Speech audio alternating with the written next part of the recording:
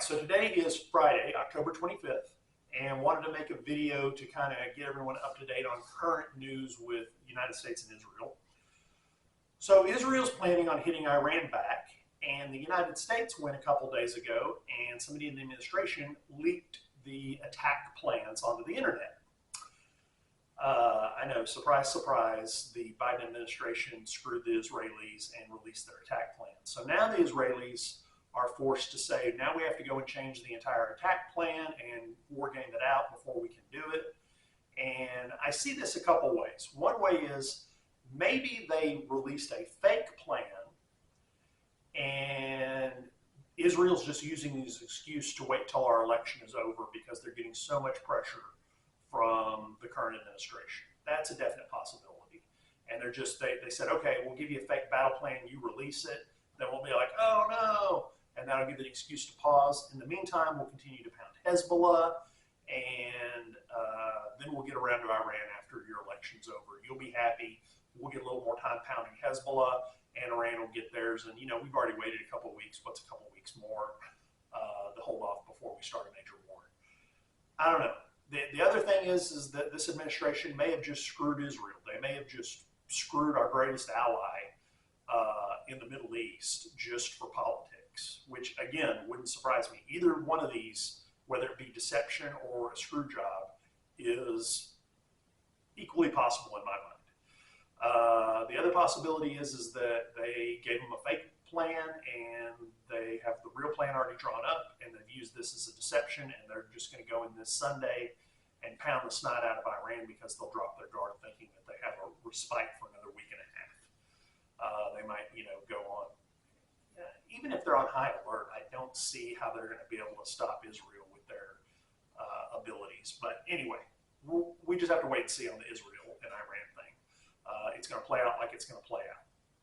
Now, the other thing that I heard was that the State Department has told all the Americans that are overseas and here that they have heard chatter there are going to be massive protests this weekend against Israel in the United States. So most likely what that encompasses is the very liberal cities and the cities over in Europe. They're going to break out the old Molotov cocktails and the We Hate Israel signs.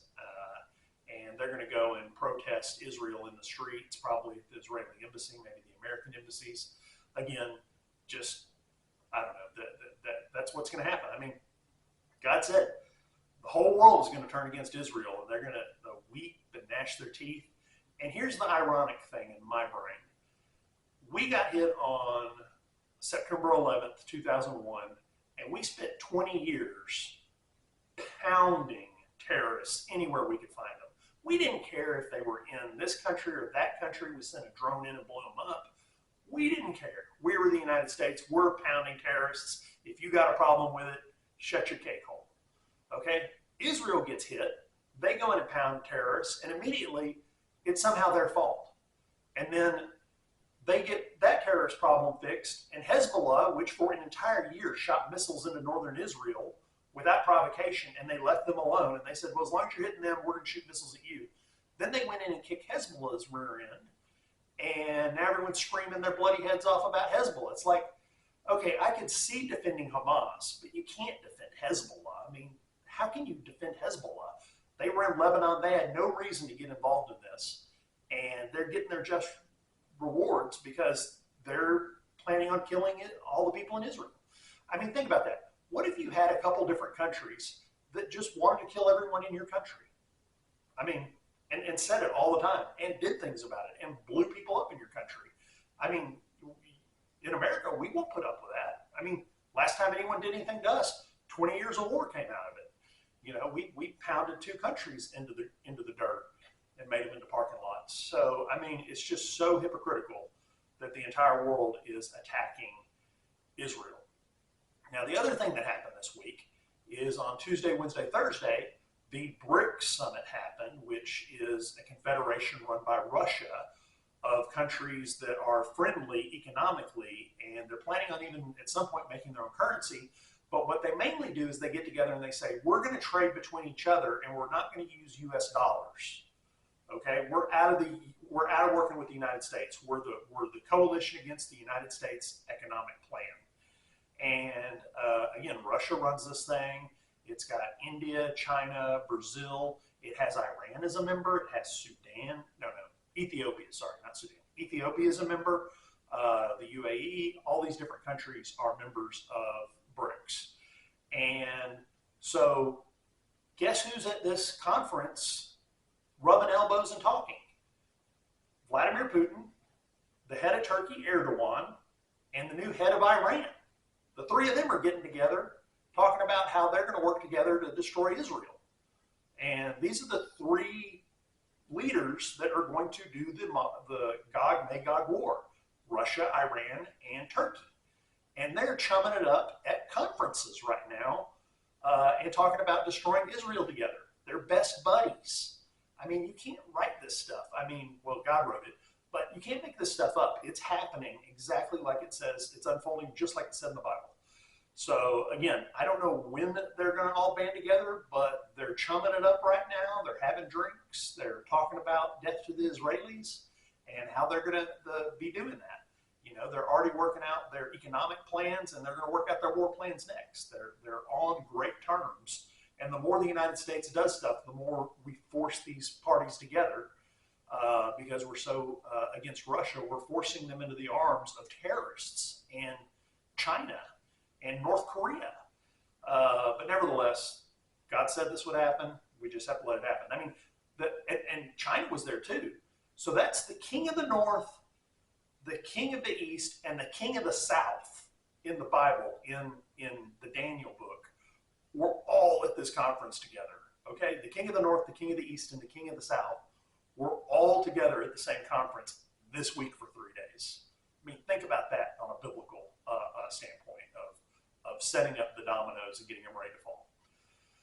So we're still waiting to see if Israel is going to hit Iran and how long they're going to wait. Probably till after the election at this point, but we just have to wait and see.